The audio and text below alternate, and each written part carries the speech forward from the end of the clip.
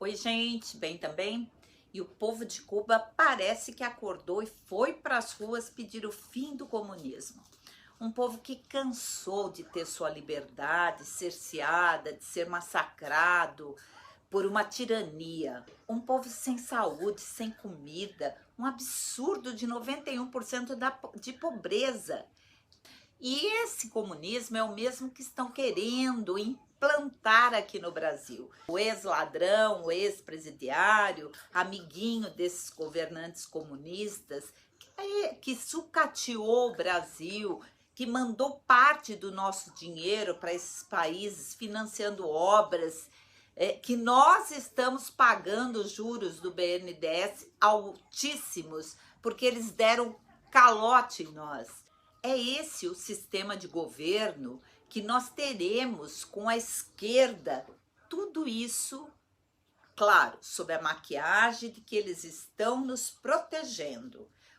Eles usam da pandemia para começar o controle total sobre o povo. E quando o povo percebe, já é tarde. Daí já está dominado por uma elite dominante que joga migalhas para o povo e decide como você vive, o que você vai comer, o que você vai dizer, o quanto você vai ganhar, para onde você vai, e não tem mais volta. A não ser que se rebelem, né? Que é o que nós estamos vendo em Cuba hoje. São 60 anos de ditadura. E eu espero que esses protestos que estão acontecendo em Cuba sejam um alerta, que abram os olhos do povo brasileiro para o que pode acontecer no Brasil se a esquerda voltar, ou melhor, tomar o poder. Durante o governo do PT, nós vimos a proximidade do governo brasileiro com Cuba, com outros países que têm governos ditatoriais. Lula é um grande admirador desse tipo de governo. É o poder total sobre o povo, é se eternizar no poder, é tudo o que eles mais querem.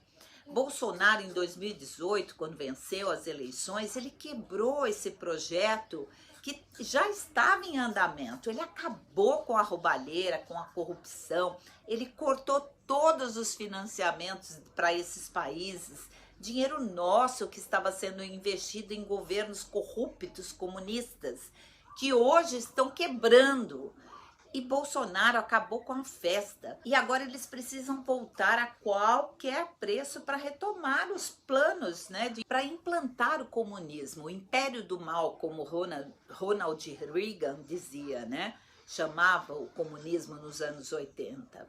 Será que é tão difícil assim enxergar que toda essa galera que apoia o PT apoiam também o regime totalitário? Essa CPI é uma CPI fake, que tem bandidos intimidando, fingindo investigar crimes cometidos na pandemia, mas na verdade eles estão acobertando os verdadeiros criminosos. Senador Omar Aziz fala de abuso de autoridade. Abuso de autoridade é o que ele comete, essa quadrilha dessa CPI fake. O senhor desrespeita mulheres, depoentes que não somam a sua linha de acusação, que tem um único objetivo, que é atacar o presidente Bolsonaro. O senhor desrespeita advogados, intimida, manda prender depoentes. A coisa está tão orquestrada entre CPI e STF que essa semana teve até um momento do VAR. Chamaram o VAR para conferir. Dizem que ligaram para o presidente do STF, Luiz Fux, para questionar o habeas corpus concedido à diretora da Precisa, Emanuele Medrades, para que pudesse permanecer calada.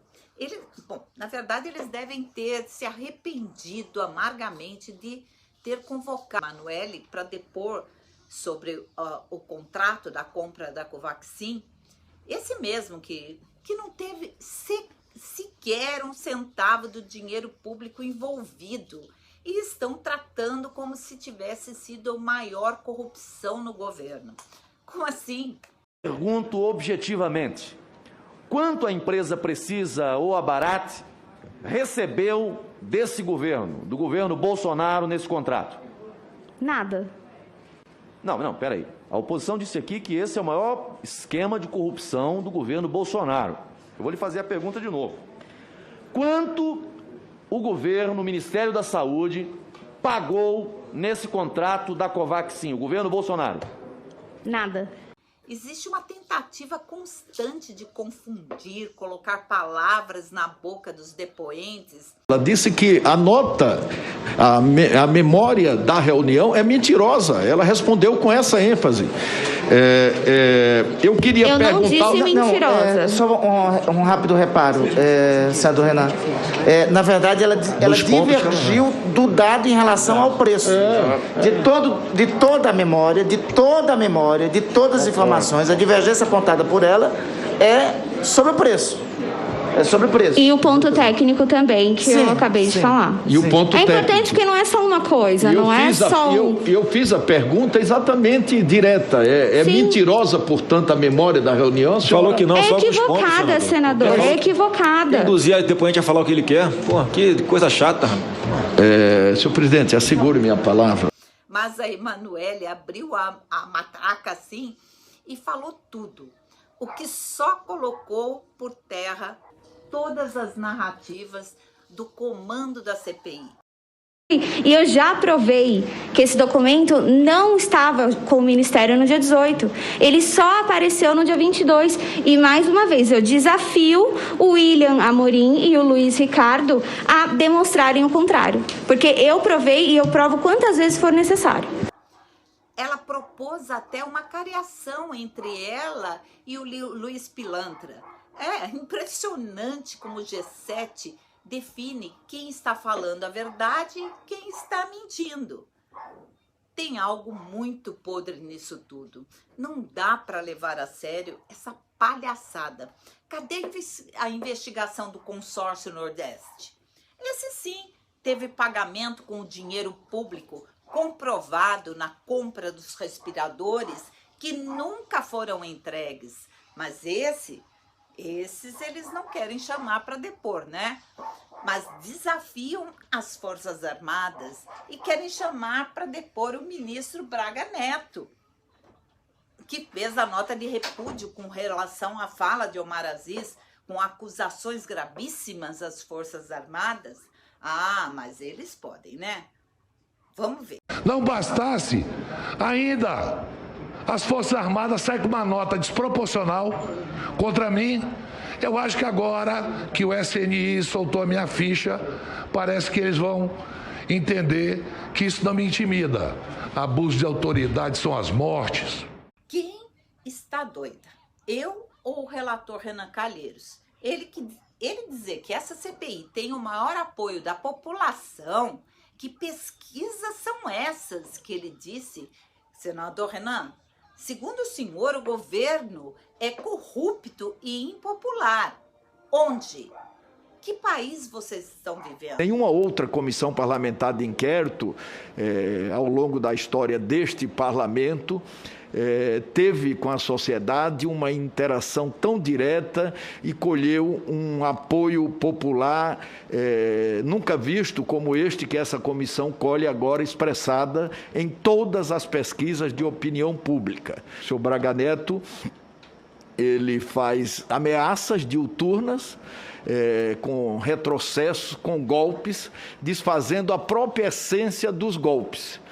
Nós já tivemos golpes no Brasil, rupturas institucionais, mas nós nunca tivemos um golpe como este que está sendo ameaçado na defesa de um governo corrupto e impopular, de acordo com o entendimento da população brasileira.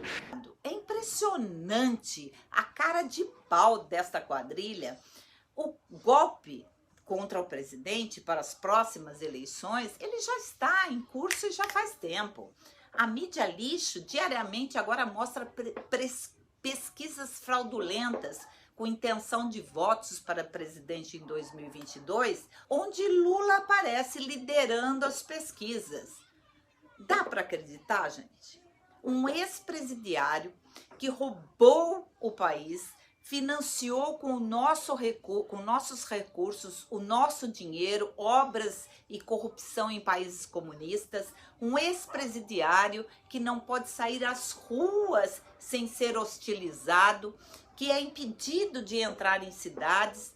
Esse ganha eleições em 2022 contra um presidente que em exercício mobiliza o povo, que anda no meio do povo, que é recebido aos gritos de mito, que aglutina multidões por onde passa, que promove motociatas e manifestações espontâneas nunca antes vistas e que é criticado por Omar Aziz. Ofender o presidente o chama de motociclista, como se ser motociclista fosse um crime. Um presidente motoqueiro. O Brasil tem um presidente motoqueiro. É esse motociclista, que ele é ogro sim, mas é honesto, que está acabando com as mamatas, com a corrupção, que está colocando o nosso país no caminho do desenvolvimento, que enfrenta uma pandemia sem quebrar a economia. É esse que perde as eleições para um cachaceiro corrupto que quebrou e roubou o nosso país durante 16 anos? Será que acham mesmo que o povo brasileiro tem problemas mentais? Eu quero crer que não. Essa eleição, a esquerda só ganha, como dizem, na mão grande, no roubo. Por isso, não querem o voto auditável de jeito nenhum. E nós não vamos permitir que o Brasil vire uma Cuba ou qualquer outro país comunista. O Brasil é um país livre e vai continuar livre. Nós temos que nos fazer presentes. Vamos às ruas quantas vezes forem necessárias e mostrar que o nosso país é verde e amarelo e jamais será vermelho. Um beijo no coração de todos. Por hoje é só. Fui.